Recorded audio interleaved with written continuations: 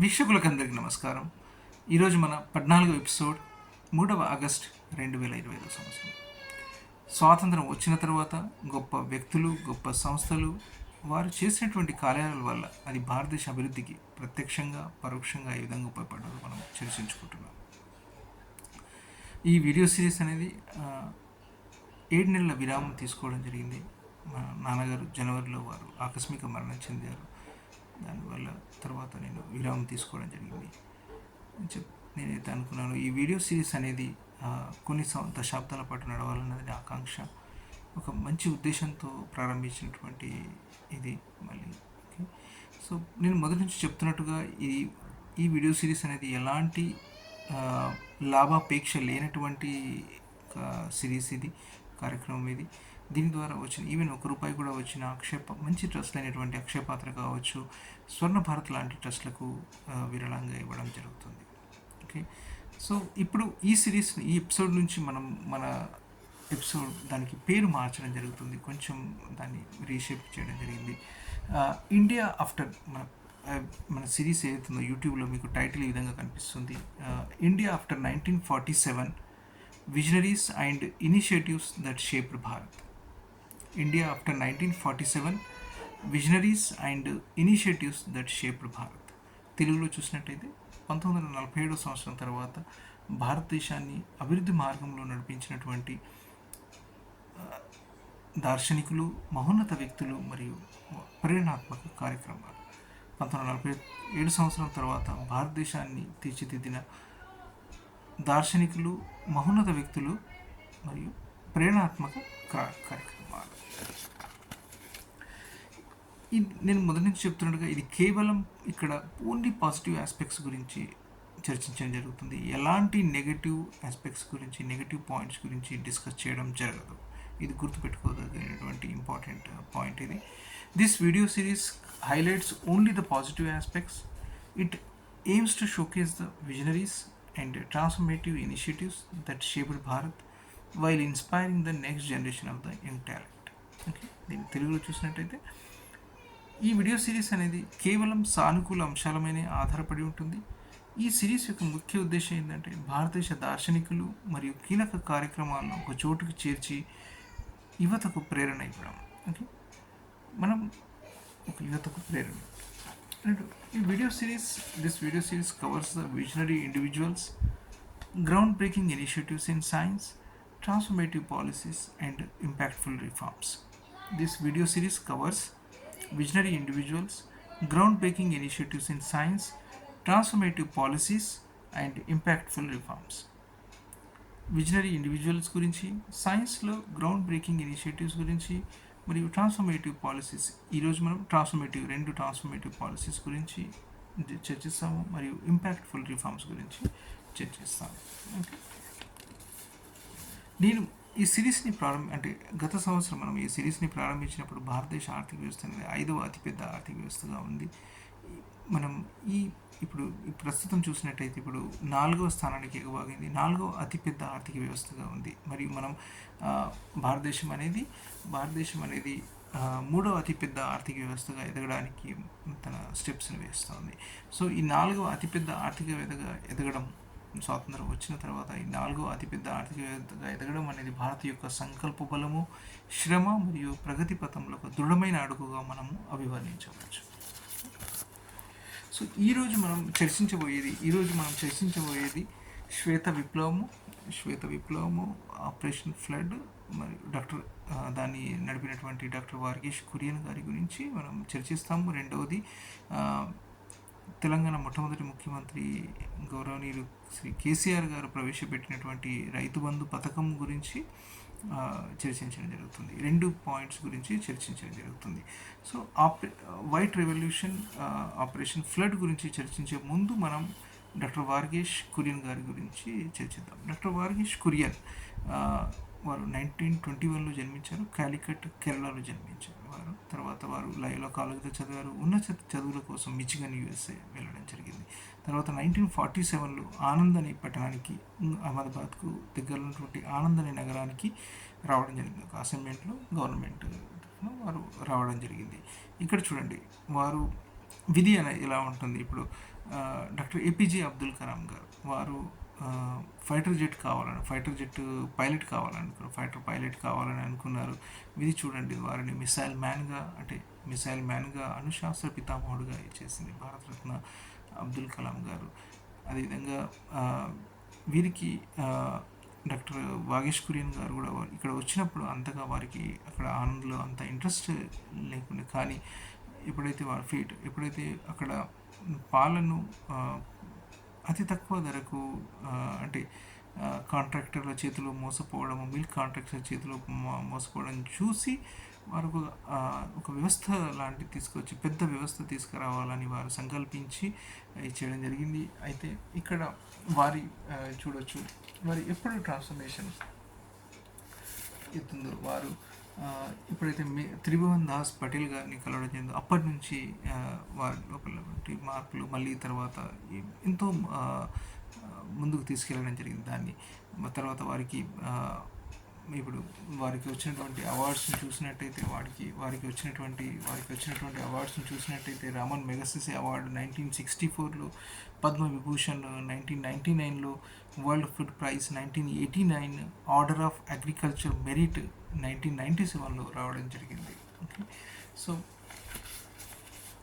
ఇక్కడ వీరు త్రిభువన్ దాస్, డాక్టర్ వాగేష్ కురియన్ గారు త్రిభువన్ దాస్ పటేల్ గారిని కలవడం జరిగింది. వారు leader of Kheda farmers. Doctor Verghese Kurien దాన్ని అమూల్ కోఆపరేటివ్ మోడల్ని వారు స్ట్రెంథన్ చేయడం జరిగింది. తర్వాత కొత్త టెక్నాలజీస్, మోడర్న్ టెక్నాలజీస్ తీసుకురావడం జరిగింది. పాశ్చరైజేషన్, ప్యాకేజింగ్, డిస్ట్రిబ్యూషన్, కొత్త టెక్నాలజీస్ మరియు వారు ఎస్టాబ్లిష్ చేశారు. ఆనంద్ మిల్క్ యూనియన్ లిమిటెడ్, అమూల్ని ఎస్టాబ్లిష్ చేయడం జరిగింది. So in 1970, India launched Operation Flood, which was led by Dr. Kurian మరియు NDDB, national dairy development board దాన్ని ఇది చేయడం జరిగింది, నాయకత్వం వహించడం జరిగింది. ఇది చూసినట్టయితే ఆపరేషన్ ఫ్లడ్ వల్ల ఒకప్పుడు మనం పాల కొరతతో సతమతం అవుతున్నప్పుడు we're suffering from the scarcity of the milk deficient country to the self sufficient countryగా మనం మారడం జరిగింది. సో 1970లో మనం మిల్క్ డెఫిషియెంట్, పాల కొరతతో సతమతం అవుతున్నది. అదే 2 దశాబ్దాల్లో 1990లో మనం సెల్ఫ్ సఫిషియెంట్ కంట్రీగా మరియు వరల్డ్స్ హైయెస్ట్ మిల్క్ ప్రొడ్యూసర్గా మనం మారడం జరిగింది. సో ఇది ఒక అచీవ్మెంట్. ఇలాంటి ట్రాన్స్ఫర్మేటివ్ పాలసీస్ వల్ల మరియు గొప్ప వ్యక్తుల వల్ల, దాని నాయకత్వం వహించినటువంటి గొప్ప వ్యక్తుల డాక్టర్ వాగేష్ కురియన్ వల్ల ఈరోజు మనం ఇంత అభివృద్ధి చెందగలిగాం పాల ఉత్పత్తిలో. ఓకే, సో ఈ ఆపరేషన్ ఫ్లడ్ వల్ల 70 మిలియన్ రూరల్ ఫ్యామిలీస్, అంటే 7 కోట్ల రూరల్ ఫ్యామిలీస్, ఎస్పెషల్లీ ఉమెన్, స్త్రీలు ఇది ఎంపవర్డ్ చేయడం జరిగింది. ఇట్ నాట్ ఓన్లీ అమూల్ ఏదైతే ఉందో, ఈ కోఆపరేటివ్ ఏదైతే వారు తెచ్చినటువంటి కోఆపరేటివ్ సొసైటీ మోడల్ ఏదైతే ఉందో, అది not only this one, but ఆయిల్స్లో, వెజిటేబుల్స్లో అండ్ గ్రెయిన్స్లో అది ఇన్స్పైర్ చేయడం జరిగింది. కోఆపరేటివ్స్ అక్కడ రావడం జరిగింది. మరియు ఈ ఇండియాలోనే కాకుండా the models replicated globally. Sri Lanka, Pakistan and ఆఫ్రికాలో ఈ మోడల్స్ రిప్లికేట్ అయ్యాయి. తర్వాత సో మనం ఇప్పుడు ఈ స్కేల్ని ఇప్పుడు కరెంట్ స్కేల్ ఎలా ఉందో చూద్దాం మనం. అమూల్ ఇప్పుడు ప్రస్తుతంగా milk procurement approximately 30 million litres per day, 30 millions అంటే 3 crore litres per day. Network 18,600 plus village dairy cooperatives. Farmers benefited over 36 lakhs farmers directly వారు బెనిఫిట్ చెంది. గ్లోబల్ ఎక్స్పోర్ట్స్ 40 కంట్రీస్కి ఎక్స్పోర్ట్ అవ్వడం జరుగుతుంది. సో ఇప్పుడు డాక్టర్ కురియన్ గారి మనం అచీవ్మెంట్స్ చూసినట్టయితే, మనం ఏదైతే చెప్పామో, India became the world largest milk producer by the late 1990, అంటే ఆపరేషన్ ఫ్లడ్ లాంచ్ చేసిన 2 దశాబ్దాల తర్వాత. మరియు it empowered 3.6 crore rural dairy farmers. మనం ఏదైతే అనుకున్నాం, inspired over 200 plus milk unions, inspired over 200 plus milk unions. ఇప్పుడు మనం చూసిండొచ్చు,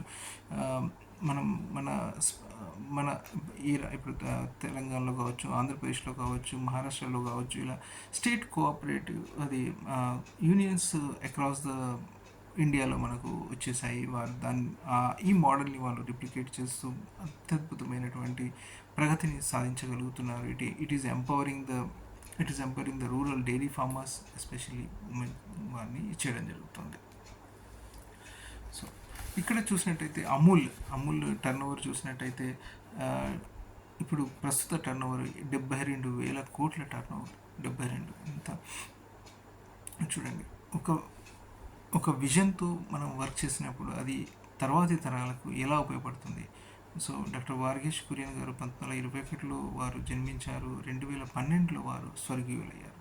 కానీ వారు చేసినటువంటి ఇది అమూల్ ఎస్టాబ్లిష్ చేసినటువంటి అమూల్ ఈరోజు చూడండి 72,000 కోట్ల టర్న్ ఓవర్. దానివల్ల ఎంత భారతదేశానికి ఎంత ప్రత్యక్షంగా దాని ఇంపాక్ట్ ఉంది, ప్రత్యక్షంగా ఎంత దానివల్ల ప్రోగ్రెస్ చెందగలుగుతుంది.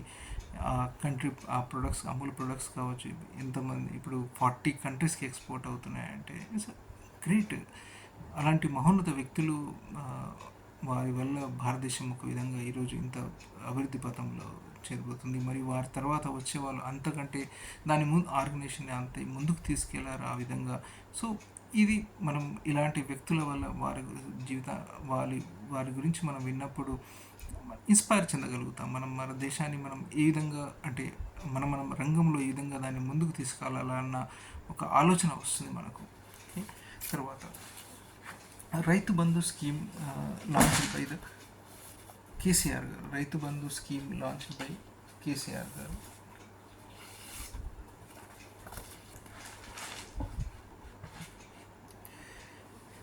సో తెలంగాణ మొట్టమొదటి ముఖ్యమంత్రి గౌరవనీయులు కె చంద్రశేఖరరావు గారు ప్రవేశపెట్టినటువంటి రైతు బంధు పథకం. సో తెలంగాణ అనేది 2014 సంవత్సరంలో ఏర్పడినటువంటి యంగెస్ట్ స్టేట్, మన భారతదేశంలో యంగెస్ట్ స్టేట్గా మనం దాన్ని, అంటే 2014 యంగెస్ట్ స్టేట్ ఇది. అయితే 2000 అప్పుడు స్టేట్ ఏర్పడినప్పుడు చూసినట్టయితే నీటి ఎద్దడితో నామమాత్రపు నామమాత్రపు ఇరిగేషన్తో మరియు రైతు ఆత్మహత్యలు ఉండే నంబర్ పెరిగింది. రైతు ఆత్మహత్యలు అప్పుడు మనం ఆల్మోస్ట్ ప్రతి వీక్లో మనం ఆ పేపర్లో చదివేవాళ్ళం రైతు ఆత్మహత్యలు చెందడం జరిగిందని. మరియు మద్దతు ధర, పంట పండించిన తర్వాత దానికి మద్దతు ధర లేకపోవడము, ఇవన్నీ ఆలోచించి ఒక గొప్ప కార్యక్రమాన్ని రూపొందించడం జరిగింది. అదే రైతు బంధు స్కీమ్. ఇప్పుడు అది ఇప్పుడు ప్రస్తుత ప్రభుత్వంలో దాన్ని రైతు నేస్తంగా దాన్ని చేయడం జరుగుతుంది. రైతు బంధు పథకం ఏదైతే ఉందో ఈ పథకం ముఖ్య ఉద్దేశము అంటే ఇప్పుడు ఖరీఫ్ పంటకి 4,000 రూపాయలు ప్రతి ఎకరానికి 4,000 రూపాయలు, మరియు రబీ సీజన్కి అంటే దానికి మళ్ళీ 4,000 రూపాయలు ప్రతి ఎకరం. ఇప్పుడు ఉన్నటువంటి ప్రస్తుత కాంగ్రెస్ ప్రభుత్వం దాన్ని 4,000 నుంచి 6,000 రూపాయలకు పెంచడం జరిగింది. 6,000 రూపాయలు పర్ ఎకరానికి. సో ఈ స్కీమ్ అనేది ఏదైతే ఉందో ఇది ఎంత మార్పుని తీసుకొచ్చిందని అంటే, ఇప్పుడు ఎంత మార్పుని దీన్ని తీసుకొచ్చిందని చూద్దాం మనం. Rythu Bandhu is one of the Rythu Bandhu scheme is one of the post-independence India's most ambitious farmer-centric welfare policies. One of the most ambitious farmer-centric welfare policies post-independence. Okay, and a strong example of state-level transformation. అదే మనం తెలుగులో చూసినట్టయితే దాన్ని స్వాతంత్రం వచ్చిన తర్వాత భారతదేశ రైతు సంక్షేమ రంగంలో కేసీఆర్ గారు ప్రవేశపెట్టినటువంటి రైతు బంధు పథకం అనేది అత్యంత దూరదృష్టి గల ప్రణాళికగా చరిత్రలో నిలిచింది. ఇది రాష్ట్ర స్థాయిలో జరిగిన సమగ్ర మార్పునకు చక్కటి నిదర్శనం. సో చూసినట్టయితే ఇది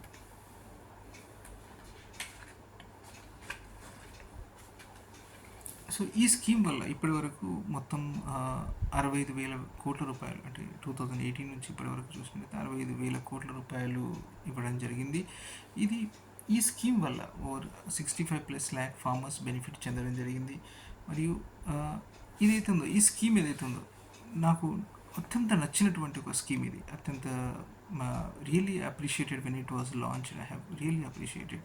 ఎందుకనంటే ఈ స్కీమ్ వల్ల ఇప్పుడు ఎవరికైతే ఒక పొలం ఉంటుంది, కానీ భూమి ఉంటుంది, పొలం ఉంటుంది, కానీ వారి దగ్గర డబ్బులు లేదనుకోండి, దానికి కావాల్సినటువంటి విత్తనాలు కావచ్చు, ఎరువులకు కావచ్చు, దాని తర్వాత కూలీలకు ఇవ్వాల్సిన డబ్బులు అది లేకపోయేసరికి ఏం చేసేవారంటే అది అలాగే పండించకుండా అలాగే ఉంచడం. సో దానివల్ల అది బీడు భూమిగా మారే ప్రమాదం ఉంది. సో ఇక్కడ ఈ స్కీమ్ వల్ల ఆ, వారు మరియు రైతులు ఒక ఆత్మగౌరవంగా ఈ స్కీమ్ని మనం ఏమనొచ్చానంటే వ్యవసాయ వ్యవసాయదారులు ఏం చేశారంటే ఇప్పుడు ఆ, వారికి భూమితో ఉన్నటువంటి అటాచ్మెంట్ వల్ల మన రైతులు అనేది భూమితో ఉన్న అటాచ్మెంట్ వల్ల వడ్డీలకు తీసుకువచ్చి అనధికారిక వడ్డీలు అంటే బ్యాంక్ నుంచి కాకుండా దొరకకపోతే అనధికారిక వడ్డీలు తీసుకొని దాన్ని అక్కడ లోకల్లో తీసుకొని దాన్ని పే చేయడం, అధిక వడ్డీలకు తీసుకొని పే చేయాల్సి వచ్చేది. సో సో దీనివల్ల అక్కడ ఏమవుతుందంటే రైతు అనేది ఎప్పుడూ ఒక ట్రెమెండస్ స్ట్రెస్లో ఉండేవారు. ఒక రైతు అనేది ఎప్పుడూ ఒక ట్రెమెండస్ స్ట్రెస్లో. ఎందుకంటే పంట పండిన తర్వాత ముందు లోన్ తీసుకోవడము, అంటే విత్తనాల కోసము, ఎరువుల కోసం లోన్ తీసుకోవడము, మరియు తర్వాత కూలీలకు ఇవ్వాల్సిన డబ్బులు కాబట్టి అనధికారిక వడ్డీ రుణం తీసుకొని దానికి కొంచెం వడ్డీ ఎక్కువగా ఉన్నటువంటి రుణం తీసుకొని ఇవ్వడం, మరియు పంట రాగానే అది అక్కడ వెళ్ళేది కాబట్టి రైతు అనేవాడు ఎప్పుడూ స్ట్రెస్లోనే ఉండేవాడు. అయితే ఈ స్కీమ్ వల్ల ఏమైంది అంటే ఈ స్కీమ్ వల్ల వారికి ఒక గౌరవప్రాప్తమైనటువంటి ఒక డబ్బు వచ్చింది. వారు దాన్ని ఒక పెట్టుబడిగా దానికి అంటే గౌరవప్రదమైనటువంటి ఒక పెట్టుబడిగా వారు భూమి కోసం పెట్టే పెట్టుబడిగా మనం ప్రభుత్వం ఇచ్చిందని అనుకోవచ్చు. సో వారికి ఒక గౌరవప్రదమైనటువంటి పెట్టుబడిగా మనం దాన్ని అభివర్ణిస్తున్నారు అన్నట్టు.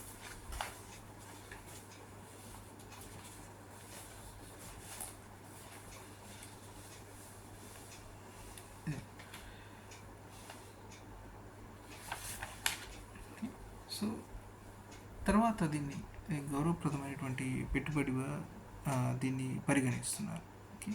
సో తర్వాత ఈ స్కీమ్ని చూసినట్టయితే రైతు బంధు స్కీమ్ వల్ల ఎలా బెనిఫిట్ జరిగిందని చూసినట్టయితే ఒకప్పుడు 2014లో ప్యాడీ ప్రొడక్షన్ ఏదైతే ఉందో 68 lakhs tons ప్రొడక్షన్ అయింది. 68 lakhs ప్రొడక్షన్ అయితే ఇప్పుడు 2024 సంవత్సరంలో 2.5 crores టర్న్ ఓవర్, అంటే క్లోజ్ టు 3.5 నుంచి 3.5 to 3.78 మధ్యలో టైమ్స్ పెరిగింది అన్నట్టు. ఒకప్పుడు అంటే మనం 2014లో నీటి ఎద్దడితో ఉన్నటువంటి రాష్ట్రము మళ్ళీ ఈ 2018లో ఈ రైతు బంధు ప్రారంభించబడింది, స్కీమ్ ప్రారంభించబడింది, పథకం ప్రారంభించబడింది. 2021లో ఒక విధంగా మనం తెలంగాణ రాష్ట్రం అనేది రైస్ బౌల్ ఆఫ్ ఇండియాగా మారింది. 2021 నుంచి మనము ఇప్పుడు ఆ విధంగా ఇచ్చేది. అంటే ఈ స్కీమ్ అనేది ఎంత ఇమ్మీడియట్ ఇంపాక్ట్ ఉంది, ఒక 2-3 సంవత్సరాల లోపలే ఎంత ప్రొడక్షన్ పెరిగింది, ప్యాడీ ప్రొడక్షన్, వరి ప్రొడక్షన్ పెరిగింది. సో ఇలాంటి విప్లవాత్మకం దీన్ని మరియు చూడండి ఇలాంటి ఇంత అద్భుతమైనటువంటి డెవలప్మెంట్ జరిగింది కాబట్టి దాన్ని యునైటెడ్ నేషన్స్, నీతి ఆయోగ్, ఇండియాస్ నీతి ఆయోగ్ మరియు వరల్డ్ బ్యాంక్ ఈ స్కీమ్ని అప్రిషియేట్ చేయడం జరిగింది.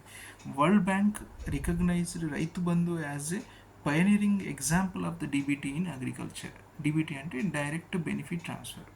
వ్యవసాయ రంగంలో డిబిటీ, డైరెక్ట్ బెనిఫిట్ ట్రాన్స్ఫర్కి మార్గదర్శకమైన పథకంగా రైతు బంధును వరల్డ్ బ్యాంక్ గుర్తించింది. World bank recognized Rythu Bandhu as a pioneering example of direct benefit transfer, బ్రాకెట్లో డిపిటి ఇన్ అగ్రికల్చర్. తెలుగులో చూసినట్టయితే దీన్ని వ్యవసాయ రంగంలో డైరెక్ట్ బెనిఫిట్ ట్రాన్స్ఫర్స్కి మార్గదర్శకమైన పథకంగా రైతు బంధును వరల్డ్ బ్యాంక్ గుర్తించింది. మరియు United Nations FAO, food and agriculture organization of UN, United Nations FAO, food and agriculture organization, మరియు UNDP, United nations development programme. Okay, United అంటే ఐక్యరాజ్య సమితి, యునైటెడ్ నేషన్స్ అండ్ దాన్ని. సో యునైటెడ్ నేషన్స్ ఏమన్నారంటే వ్యవసాయ సామాజిక భద్రతకు మార్గదర్శక ఉదాహరణగా రైతు బంధును FAO మరియు UNDP తమ ఉదాహరణాత్మక అధ్యయనంగా చేర్చాయి.